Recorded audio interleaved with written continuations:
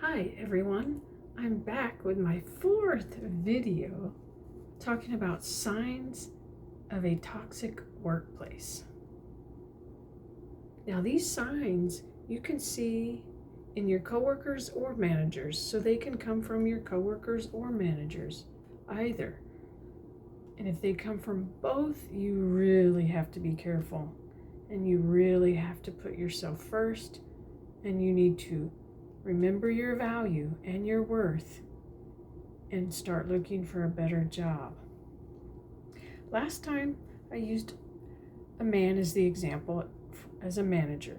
This time I will talk about a woman being your manager and some of the things she might do. So I will use the appropriate pronoun she and refer that way. And I'll probably do this back and forth each time I do a video. Switch back from a man to a woman as the manager.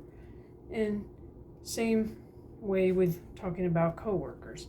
I might just use whatever pronoun comes comfortable or comes at me to use as the example. So,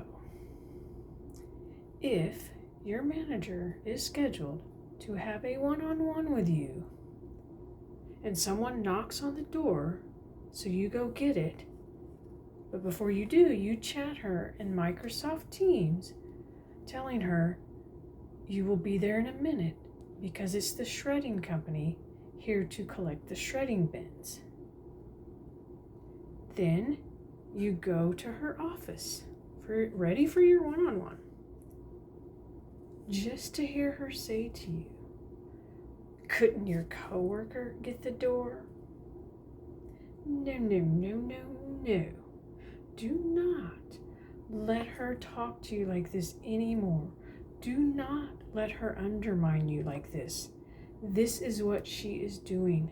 She is undermining your intelligence as if you can't figure out how to tell your coworker to, or ask her to, "Could you please go get the door? I'm scheduled to have my one-on-one right now, and I need to go back to the office for my one-on-one." No. You could do that, and you know you could, if your coworker had been at work and was there to answer the door.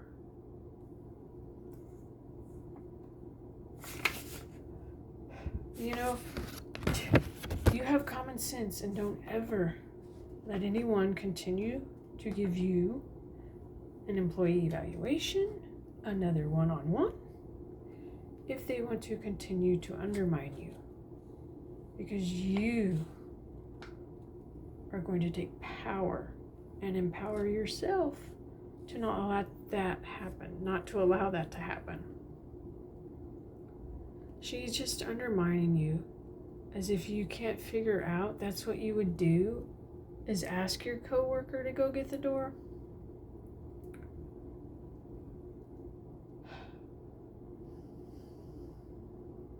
Just let what she says to you now at this point in that one-on-one go in one ear and out the other. You deserve to find a more respectful manager and a better job.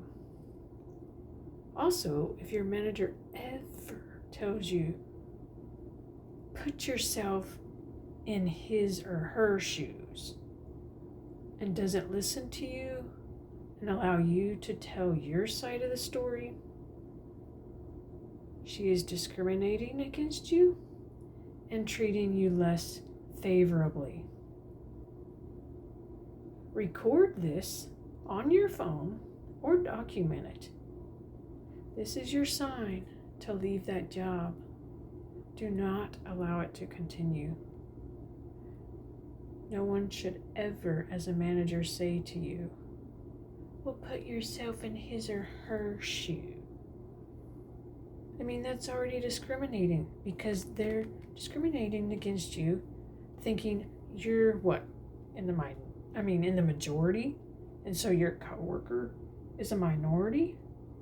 No, you never even said anything to suggest that, to place yourself above your coworker for any reason. Your manager's just suddenly, I just did that for you. Huh. Putting words in your mouth that you didn't even say. Because that's what she is doing. If she's going to say to you, put yourself in her shoes. Or if it's a him, put yourself in his shoes. And you can just tell by the way they're wording that how discriminatory that is. So please value yourself. As hard as it is, there are so many things you can do, and research your state's requirements for reasons and things about, maybe even collecting unemployment if you want to just leave the job before it gets worse. Well, my friends, I hope this has been helpful, and I hope you don't ever experience a toxic workplace. If so, I hope you continue to like, comment, and subscribe to find out some more helpful examples to help you know what you are dealing with, examples of that kind of behavior that's toxic, and help empower you to be in a job where you are valued, and a job that you deserve, and a job that allows you to grow. Thanks again, and until next time, bye.